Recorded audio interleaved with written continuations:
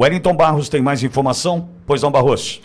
Pitoli, completando aquela questão que nós falávamos agora há pouco em relação à operação no Rio de Janeiro, os moradores do Complexo da Penha, na zona norte do Rio, levaram agora pela manhã pelo menos 50 corpos para a Praça São Lucas, na estrada José Rucas, durante a madrugada e o início da manhã de hoje. Isso aconteceu após essa mega operação, essa que foi a operação mais letal da história do Rio de Janeiro. O ativista Raul Santiago, que é diretor de um instituto chamado Papo Reto, ele afirmou em uma publicação no Instagram que os corpos foram encontrados em uma área de mata na Serra da Misericórdia. Foram 37 corpos que foram colocados estendidos na rua, assim, em uma lona, uma situação parecida com guerra mesmo, uma guerra. É uma guerra.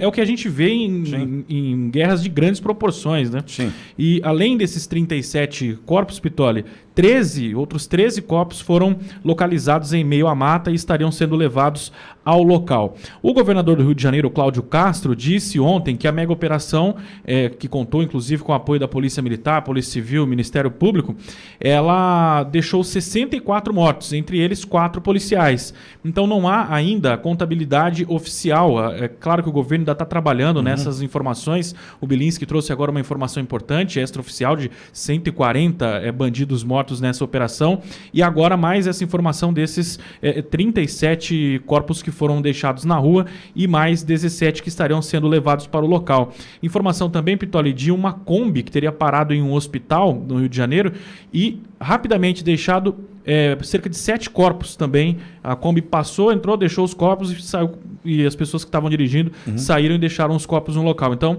é uma situação que ainda não tem uma contabilidade oficial, deve ser feita nas próximas horas. Obrigado, Barros. Silvio, Olavo, algumas ponderações. Foram encontrados em zona de mata por uma estratégia muito bem elaborada pela polícia, que encurralou e jogou os caras para o mato, para o conflito não acontecer dentro da comunidade, evitando mortes de civis inocentes. Então, é uma estratégia. Tem esse ponto. Segundo ponto importante para a gente destacar.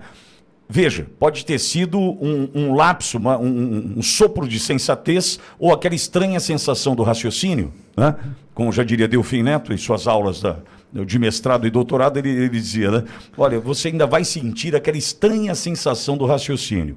Eu não sei o que é, mas nós precisamos lembrar que ontem o transporte público no Rio funcionou como nunca funcionou, do ponto de vista da sensatez de abrir catraca, né, cancelas abertas, né, tanto para os trens, metrôs e também para a barca que faz Rio-Niterói. Então, tudo isso funcionou bem. Não sei se era uma ação orquestrada ou se foi já consequência em função do tumulto, mas o Carioca chegou bem em casa ontem, chegou de um jeito diferente em casa ontem, porque também teve um trabalho bem feito por parte do transporte público. Agora, Olavo, ou Silvio, ou o Brasil entra na guerra e apoia Cláudio Castro e a gente vai para o pau, ou a gente vai perder a oportunidade de ouro de começar a resolver esse problema. Por quê? Vamos confirmar, 140 mortos. É só o início de uma guerra. Por quê? Nós precisamos lembrar, para que se esses estivessem estruturados agora, tem gente no judiciário, no Ministério Público, na polícia, no governo, na Câmara, na Assembleia. O crime está em todo lugar. Todo lugar. E é hora da gente começar a enfrentar. E aliado aos Estados Unidos, que também está entrando nessa guerra, haja visto o que acontece agora na Venezuela, Olavo.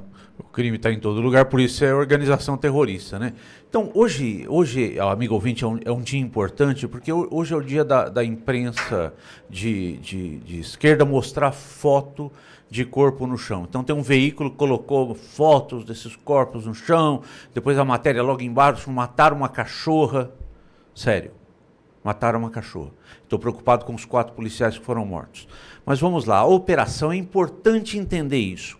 A operação foi organizada. Teve participação no Ministério Público, do Tribunal de Justiça do Rio de Janeiro, 100 mandados de prisão expedidos. Houve um planejamento para a realização dessa operação.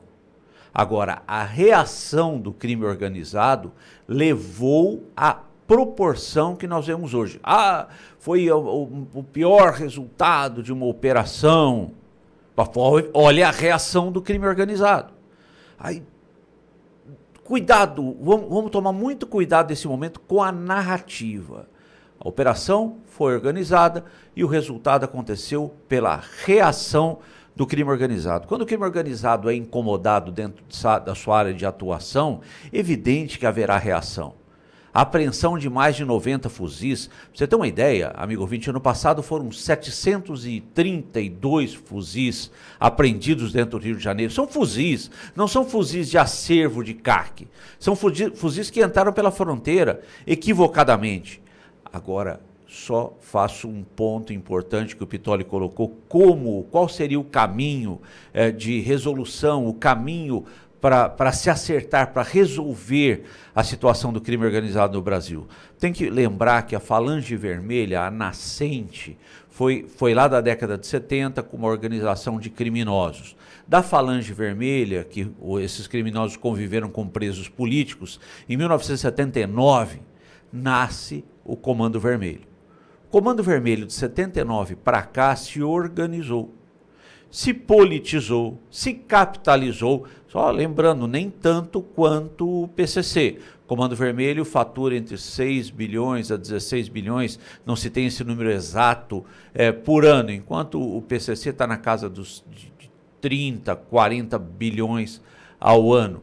Então, é um crime que é uma organização criminosa, uma organização terrorista que cresceu, infiltrou e dá resultado. Dá resultado. Aquelas barreiras que o Comando Vermelho coloca no Rio de Janeiro não serve só para impedir a entrada da polícia, serve para demarcação de território onde haverá cobrança, achacamento ali dos comerciantes, enfim, nesse sentido. O que necessita, Pitoli, como você bem colocou, é um pacto social dentro de uma visão estadista para a resolução do problema de segurança, retomar aquele território. A polícia do Rio de Janeiro, por mês, derruba 19 toneladas de barreiras. Tem 12 ou 15 veículos de demolição de barreiras que são colocadas para estabelecer território. Precisamos de um pacto social capitaneado por um estadista, é um pacto de muitos anos para extinguir a máfia e o crime organizado no Brasil. Silvio, El Salvador tem aproximadamente 7 milhões de habitantes, equivalente à população do Rio de Janeiro. Em 4 anos, Bukele transforma o país mais violento do mundo, com 107 mortes por 100 mil habitantes, mortes violentas, né? Para 1,8, salvo engano, é o último dado, 1,8. 107 caindo para 1,8. Em 4 anos aproximadamente ele consegue esse feito. O Brasil tem vontade de resolver esse problema, Silvio?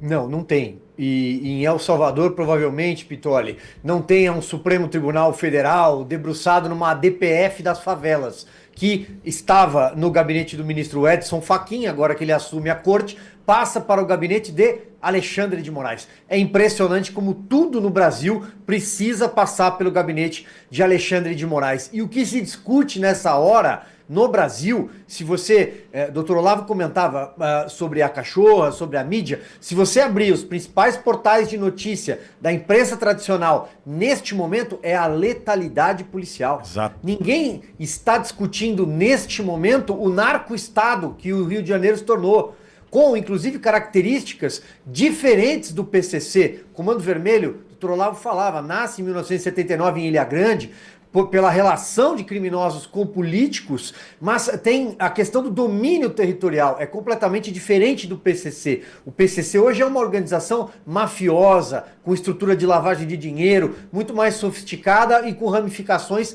ele é tentacular. Agora, o Comando Vermelho e as demais facções no Rio de Janeiro têm a questão do domínio territorial. É preciso devolver o Estado.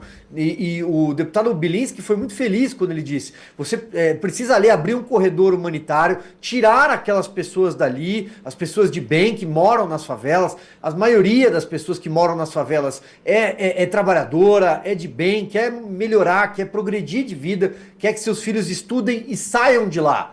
mas são reféns dos criminosos. Então é preciso tirar essas pessoas de lá, devolver a natureza, né, como o Bilinski disse, deixar nascer mata, e aí você tem a questão geográfica equacionada. Esse é o primeiro ponto. Mas, Pittoli, eu queria reforçar isso, porque hoje é um dia importante, nós somos comunicadores, para mostrar o que a imprensa brasileira está fazendo hoje.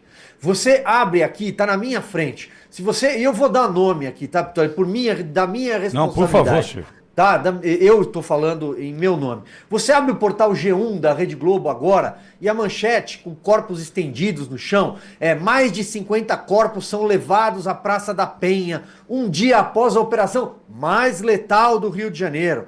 E aí, na sequência, moradores mostram as casas metralhadas. Abre aspas, a cachorra está morta. Eu adoro animais. Eu fico muito triste que a cachorra esteja morta. Mas eu também estou triste, porque 4 homens fardados, 4 policiais morreram tentando defender a população.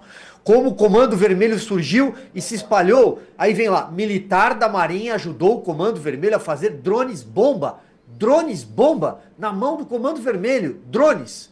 Sendo que a deputada do PSOL apresentou um projeto para impedir que a polícia utilize drone, utilize helicóptero. Essa DPF das favelas, que eu acabei de citar, que está no Supremo Tribunal Federal, ela foi apresentada por um partido de esquerda para impedir que helicópteros sobrevoem as áreas do Rio de Janeiro tomadas pelo tráfico. Porque as pessoas dizem que, os militantes de ONGs, essas pessoas dizem que o policial não pode atirar de cima para baixo. Mas quando o policial sobe o morro, como ontem, e leva uma saraivada de bala, quem é que está atirando de cima para baixo? É o bandido. Então, só para deixar claro, e terminando com o portal UOL, se você quiser abrir agora, moradores recuperam 54 corpos em Mata do Rio. Mortos passam de 100 após operação. Comando Vermelho se expande e domina o Rio de Janeiro e combate é feito com remédio errado. Aí depois, policiais com ódio, moradores no Rio denunciam violações em mega operação. Decisão do STF virou justificativa política para massacre, dizem especialistas. Perdoe-me alongar, mas a imprensa é cúmplice do que está acontecendo no Brasil. Concordo, Silvio. E outra, nós precisamos romper, quebrar paradigmas e tentar resolver a questão do Rio num todo. Está chegando o senador Magno Malta para conversar conosco. Na sequência tem Maurício Marcon, mas eu vou fazer só vou dar um testemunho. Eu vivi no Rio trabalhando durante um tempo e eu usava do metrô. E todos os dias para trabalhar eu pegava o metrô no Rio. E eu me deparei, contei essa história aqui hoje cedo na rádio. Eu me deparei por diversas vezes, assim, todos os dias, para ser sincero, com uma situação onde jovens, naquela época eu trabalhei no Rio até 2013, então não tinha essa facilidade da caixinha Bluetooth, mas tinha uma caixa de som ligada com cabo num celular e tocando esse funk que o Bilinski citou há pouco, o Proibidão, aqueles com 548 palavrões sem repetir um na sequência, sabe? E em alto e bom som, num vagão do metrô, esse cidadão sentado numa cadeira, num assento do metrô, e uma senhora, 70 anos, de pé, em pé, em frente daquele cara tocando funk. E um funk com palavrões e tal. Eu olhava aquilo e falei assim, não tem segurança aqui para falar assim, amigo, esse som aqui você não vai tocar, aqui não pode tocar som alto e aqui não vai tocar esse tipo de música. E você levanta para essa senhora sentar porque ela é prioridade. Ou seja, é uma mudança, não é só o combate ao crime, o combate a uma cultura do crime que faz com que esses se sintam encorajados no Rio de Janeiro. E quem saiu oprimido hoje, segundo o Lula, é quem transforma o traficante em vítima, que é o coitado, né, é o trabalhador, é o cara que está todo dia na lida. Né? Esse é o Brasil do presidente dos traficantes. Então o cara se sente empoderado. Eu faço o que eu quero no vagão do metrô. Eu ponho o som que eu quero, o funk que eu quero, o palavrão que eu quero colocar para uma senhora que não vai sentar porque eu não estou nem aí para ela e ela que ouça os palavrões que a minha música tem para dizer. Enquanto a gente não mudar a cultura do tráfico, não é só o tráfico, combater o tráfico, mas a cultura imposta que empoderou estes e oprimiu a população, pode ser que a gente não tenha resultado também.